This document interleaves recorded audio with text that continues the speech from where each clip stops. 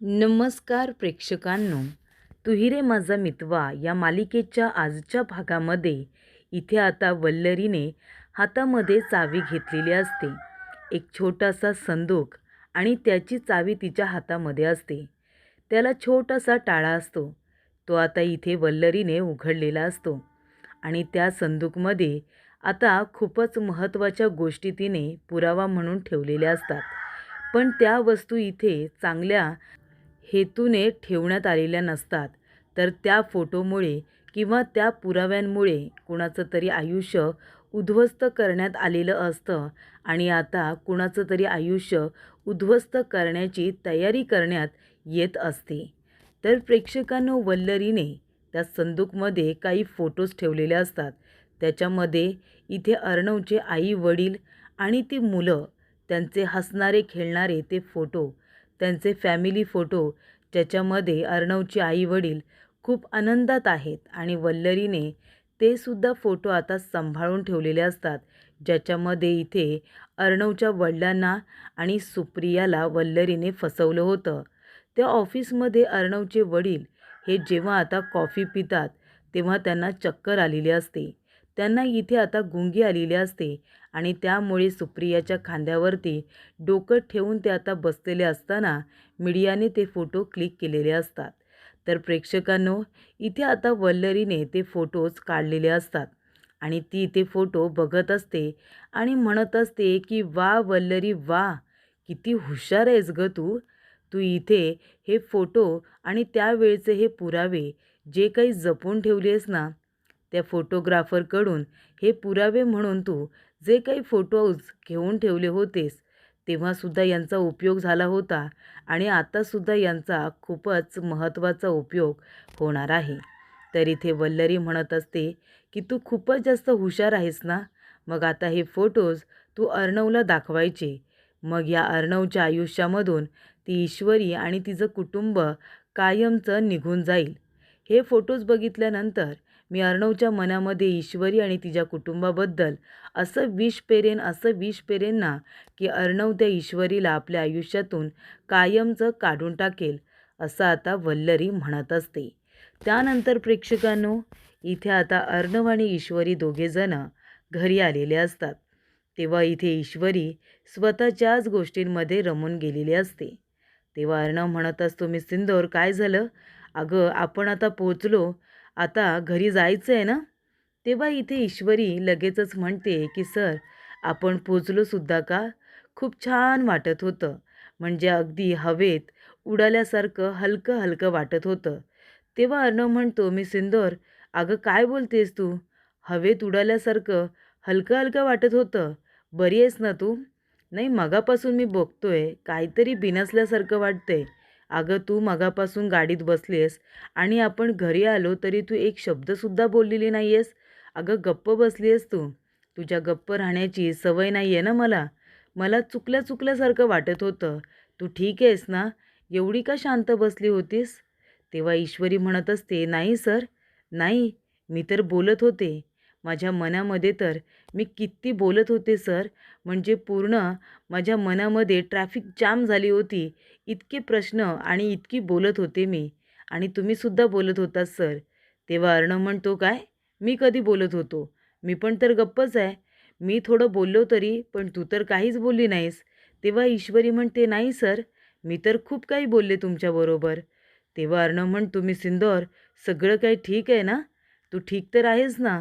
तेव्हा ईश्वरी म्हणते, नाही सर. तेव्हा अर्णव म्हणतो, काय? तेव्हा ईश्वरी म्हणते, नाही नाही, एव्हरीथिंग इज फाईन, सगळं काही ठीक आहे. तेव्हा अर्णव म्हणत असतो, मी सिंदूर, खरंच तू बरी आहेस ना? आणि तो मनामध्ये म्हणत असतो की मी सिंदूरचं काय चाललं आहे, म्हणजे अशी का वागते ती, काय बोलते, तिचं तिला तरी कळतंय ना?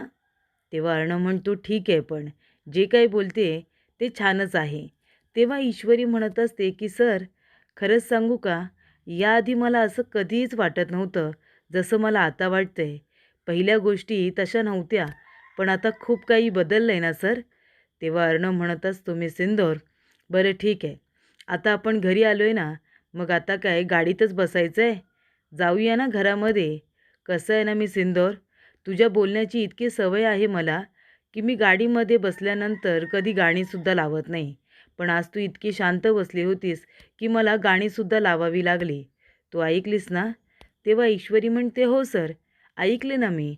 तेव्हा इथे आता ईश्वरीला खरं तर आपल्या मनातलं खूप काही इथे अर्णवला सांगायचं असतं, की ईश्वरी अर्णवच्या प्रेमात पडली आहे. पण इथे आता ईश्वरी हे कसं सांगणार? पण तिच्या बोलण्यातून, तिच्या वागण्यातून हे आता दिसत असतं. तेव्हा इथे अर्णव म्हणतो, की "बरं ठीक आहे, आता काय गाडीमध्येच बसायचं की घरातसुद्धा जायचं?" आणि मग अर्णव गाडीतून उतरतो. ईश्वरी अर्णवकडेच बघत असते. अर्णवला कळत नसतं, की ईश्वरी अशी का वागते? तेव्हा तो गाडीचा दरवाजा उघडतो आणि तिला आता बाहेर घेत असताना इथे ईश्वरीचा पाय सटकतो आणि ती अर्णवच्या अगदी जवळ जाऊन उभी राहते. तेव्हा दोघेजण एकमेकांकडे इतकं प्रेमाने बघत असतात, की दोघेजण एकमेकांकडे बघत असताना अखंड एकमेकांच्या नजरेत अगदी बुडून गेलेले असतात. तेव्हा इथे अर्णव म्हणतो, "मी सिंदूर, ठीक आहेस ना तू?" तेव्हा ईश्वरी म्हणते, "हो सर, मी एकदम ठीक आहे." तेव्हा अर्णव आपल्या मनात म्हणतो, "मी सिंदूरला काय झालंय? ती अशी का वागते?" तेव्हा इथे अर्णव म्हणतो, "मी सिंदूर, मी तुला पकडलेलं नाही हां. मी नाही तुझा पदर खेचला. तुझा पदर आहे ना, आपल्या गाडीच्या दारामध्ये अडकलाय आणि म्हणून तू खेचली गेलीस. मी काही केलेलं नाही आहे. मी सिंदूर, आता आपण असंच उभं राहायचं आहे, की मी गाडीचा दरवाजा उघडू आणि तुझा पदर बाजूला काढू? सांग ना." तेव्हा ईश्वरी लगेचच बाजूला उभी राहते. पण इथे अर्णव तेव्हा तिच्याकडे बघतच आता गाडीचा दरवाजा उघडतो आणि म्हणतो, "आता ठीक आहे. आता जाऊया घरामध्ये? सगळेजण वाट बघत असतील ना?" तेव्हा इथे अर्णव घरामध्ये येतो तर समोरच आता त्याची संपूर्ण फॅमिली बसलेली असते. अंजली, आकाश, मामा सगळेजण बसलेले असतात. तेव्हा तिथे अर्णव येतो आणि त्यांच्याबरोबर आता गप्पा मारत असतो. तर इथे कार्यक्रमामध्ये जे जे लोक गेलेले असतात ते सगळेजण आता काय धम्माल केली, कसा कार्यक्रम झाला, हे सगळं आता बोलत असतात. तेव्हा इथे ईश्वरी अर्णवकडेच बघत असते. अर्णवच्या प्रेमात पडल्यामुळे तिला संपूर्ण जग आता सुंदर दिसायला लागलेलं असतं. आजूबाजूला सगळी गाणी वगैरे वाजत असतात आणि ती आणि अर्णव दोघेजणच आहेत असं तिला वाटत असतं. तेव्हा ईश्वरी आता उभी राहिलेली असते आणि ती आपल्या स्वप्नामध्ये गाणं सुरू आहे आणि ती अर्णवकडे बघते. असंच तिला सगळं काही दिसत असतं. तेव्हा ईश्वरी येते, अर्णवच्या समोर येऊन बसते आणि त्याच्याकडे बघत असते आणि तेव्हा अर्णव आपल्या कुटुंबाबरोबर बोलत असतो. तेव्हा ईश्वरी म्हणत असते, की "सर, मला खरंच काय होतंय ते मी तुम्हाला सांगू शकत नाही आहे. पण सर, खरं सांगू का? मी तुमच्या प्रेमात पडली आहे सर आणि हे खूपच सुंदर आहे जे काही मला वाटतंय ते." तेव्हा ईश्वरी म्हणते, "sir, I love you so much." तेव्हा इथे अर्णव तिच्याकडे बघतो आणि तो सुद्धा म्हणतो, की "मी सिंदूर, आय लव्ह यू टू."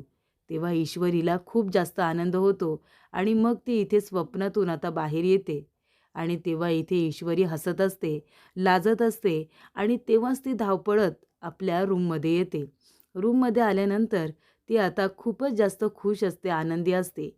तिला असं वाटत असतं, की मला जे काही अर्णव सरांबद्दल वाटतंय ते मी लवकरात लवकर त्यांच्यापर्यंत पोहोचवलं पाहिजे. तेव्हा प्रेक्षकांनो, इथे आता ईश्वरी दरवाजा उघडते. तेव्हा अर्णवचं शर्ट तिच्या हाताला लागतं. तेव्हा ईश्वरी ते शर्ट उचलते आणि आता ते आपल्या जवळ लगेचच घेते आणि त्याच्याबरोबर डान्स करत असते. तर इथे अर्णवच्या शर्टबरोबर डान्स करत असताना तिला असं वाटत असतं, की अर्णव तर माझ्यासमोरच आहे आणि तेव्हा प्रेक्षकांनो, त्या आता शर्टबरोबर डान्स करत असते आणि त्या शर्टबरोबरच ज्या काही आठवणी असतात ना, त्या सगळ्या आठवणी इथे आता ईश्वरीला आठवत असतात. म्हणजे जेव्हा ते शर्ट घातलेलं असतं, तेव्हा इथे ऑफिसमध्ये एक खूप मोठा प्रॉब्लेम झालेला असतो. म्हणजे इथे ईश्वरीला खूपच जास्त छेडण्यासाठी लावण्याने प्लॅन केलेला असतो. त्यामुळे तिचा ड्रेस फाटलेला असतो. तेव्हा अर्णवने सगळ्यांना चांगली इथे समज दिलेली असते. त्यांना खडेबोल सुनावलेले असतात. त्यांची इज्जत काढलेली असते आणि मग ईश्वरीला आपलं ब्लेझर दिलेलं असतं. तेव्हा प्रेक्षकांनो, तो प्रसंग आता ईश्वरीला आठवतो. तेव्हा इथे ईश्वरी अर्णवचं शर्ट आता आपल्याजवळ कवटाळून घेऊन बसलेली असते. त्याच्याबरोबर छान डान्स करत असते. नंतर प्रेक्षकांनो, इथे अर्णवला सुद्धा ईश्वरी बरोबरचे ते घालवलेले क्षण आठवत असतात. जेव्हा ते लोकं डेकोरेशन करत असतात, तेव्हा ईश्वरीने अर्णवचा जो काही हात पकडलेला असतो, तिने तो हात पकडूनच ठेवलेला असतो आणि त्याला इथे प्रेमाने ती बघत असते. अर्णव तो हात खेचण्याचा प्रयत्न करत असतो, पण ईश्वरी काही हात सोडायला तयार नसते. त्यानंतर प्रेक्षकांनो, इथे आता अर्णवला त्या सगळ्या गोष्टी अगदी व्यवस्थित आठवत असतात आणि अर्णव हसत असतो.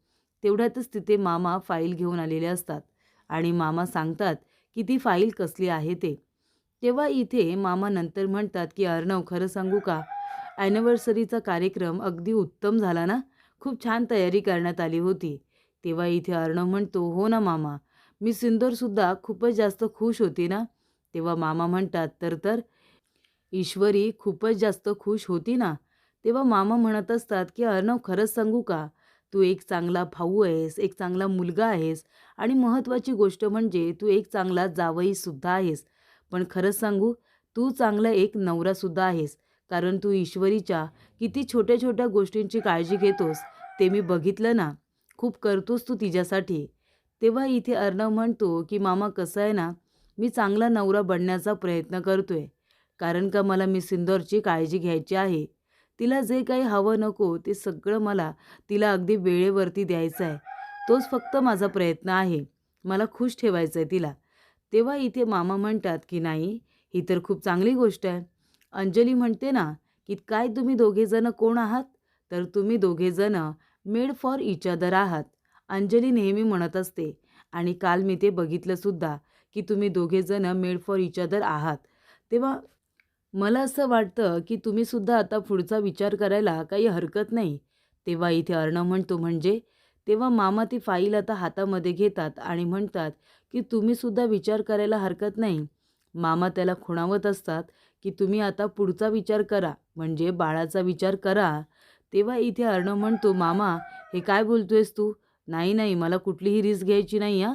ईश्वरीच्या मनामध्ये अजून काय चाललंय मला माहिती नाहीये. तेव्हा इथे मामा म्हणतात, "अरे काय चाललंय? तिच्या मनामध्ये सुद्धा तेच आहे जे तुझ्या मनात आहे." तेव्हा अर्णव म्हणतो, "नाही, नाही, मला कुठलीही रिस्क घ्यायची नाही आहे. जर मी सिंदौरला मी जे काही बोललेलं आवडलं नाही ना, तर उगाच तिला राग येईल आणि आता मला तिला हर्ट करायचं नाही आहे. योग्य वेळ आल्यानंतर आम्ही दोघेजण एकमेकांना आमच्या मनातल्या गोष्टी सांगू." तेव्हा इथे अर्णव म्हणतो, "पण आता काही गोष्टींसाठी मला इथे मिस इंदौरचे काही डॉक्युमेंट्स लागणार आहेत. पण तिच्याकडे मागितले तर ती 1000 प्रश्न विचारेल." तेव्हा इथे मामा म्हणतात, "अरे एक काम कर ना, तू ईश्वरीच्या बहिणीला नम्रताला फोन कर ना आणि तिच्याकडून ईश्वरीचे सगळे डॉक्युमेंट्स मागून घे. ती देईल ना तुला. ईश्वरीला कशाला विचारायचं आहे?" तेव्हा अर्णव म्हणतो, "गुड आयडिया." अर्णव नम्रताला फोन करतो आणि म्हणतो, की "मला काही डॉक्युमेंट्स हवे आहेत मिस इंदौरचे, ते मला तू देशील का?" तेव्हा नम्रता म्हणते, "हो ठीक आहे, लगेच पाठवून देते." तेव्हा प्रेक्षकांनो, इथे आता मामा म्हणतात, "आत्ता कसं झालं ना की तुझं सगळं काम.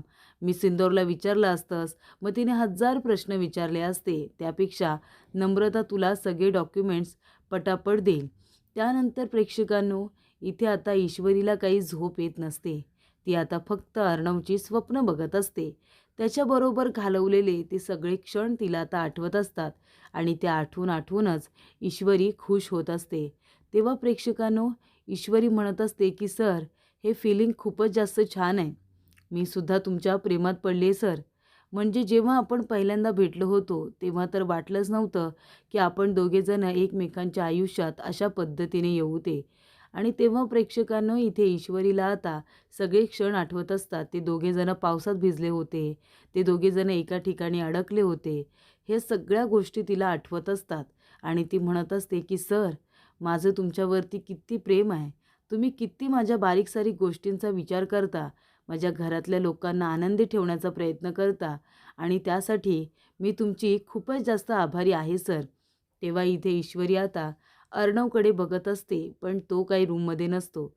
तो काम करत बसलेला असतो. तेव्हा ईश्वरी ओढणी बाजूला करून अर्णवच्या जागेवरती प्रेमाने हात फिरवत असते आणि तेवढ्यातच प्रेक्षकांनो, इथे अर्णव आता रूममध्ये आलेला असतो. तेव्हा ईश्वरी लगेचच उठून बसते. तर इथे अर्णव येतो आणि आपलं काम करत असतो. तेव्हा ईश्वरी म्हणते, "सर, तुम्ही आतासुद्धा इथे लॅपटॉप उघडून बसलात. तुम्ही आता काम करूनच आलात ना? मग काय रूममध्ये सुद्धा रात्रभर बसून तुम्ही काम करणार आहात का?" तेव्हा अर्णव म्हणत असतो, मी सिंदूर, माझं थोडं महत्त्वाचं काम आहे, ते मला करायचं आहे, तू झोप ना. तेव्हा ईश्वरी म्हणते, सर तुम्ही आता काम करत बसलात म्हणजे लाईट चालू राहणार आणि मग ते आपल्या डोळ्यावरती येतील ना, तेव्हा तुम्ही शांतपणे झोपून घ्या. तेव्हा अर्णव म्हणतो, मी सिंदूर, तुझी झोप कडू होणार असेल तर मी एक काम करतो, मी स्टडीमध्ये जातो आणि काम करत बसतो, तू आराम कर, तुला त्रास होईल ना या लाईटचा. तेव्हा ईश्वरी म्हणते, नाही नाही सर, मला त्रास होत नाही आहे, तुम्हाला त्रास होईल ना म्हणून म्हणते मी. या लॅपटॉपची लाईट तुमच्या डोळ्यावरती असेल, तुम्हाला त्रास होईल ना म्हणून म्हणत होते. तुम्हाला कुठेही जायची गरज नाही आहे, तुम्ही इथेच बसा आणि तुमचं काम करा सर. कुठेही जाऊ नका तुम्ही. मला छान वाटेल तुम्ही जर माझ्यासमोर बसून इथे काम केलं तर. तुम्हाला कुठेच जायची गरज नाही, असं आता ईश्वरी अर्णवला म्हणते आणि जाऊन आता आपल्या जागेवरती झोपते. तेव्हा इथे अर्णवला आता नम्रताने जे काही डॉक्युमेंट्स पाठवून दिलेले असतात ते बघितल्यानंतर इथे अर्णवला खूप महत्त्वाची गोष्ट कळलेली असते.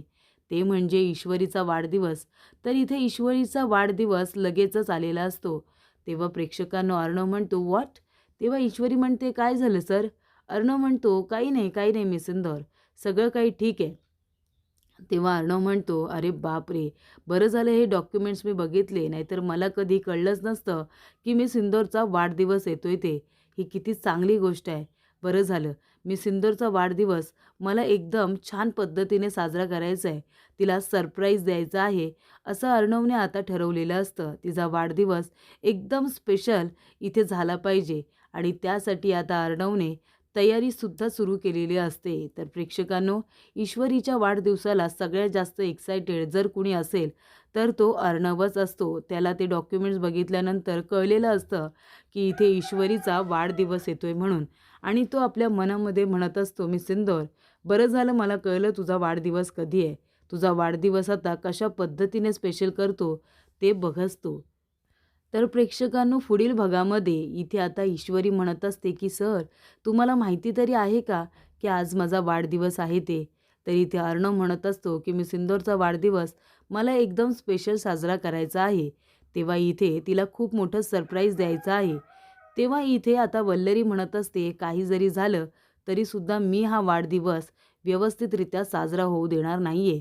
तेव्हा राकेश म्हणत असतो की अर्णव खूप मोठं सरप्राईज देणार आहे ना, ते सरप्राईज आहे ना पूर्णपणे उद्ध्वस्त झालं पाहिजे. तेव्हा इथे तो वाढदिवस तिच्या चांगला लक्षात राहिला पाहिजे. वल्लरी म्हणते, जावई बापू, तुम्ही काळजीच करू नका.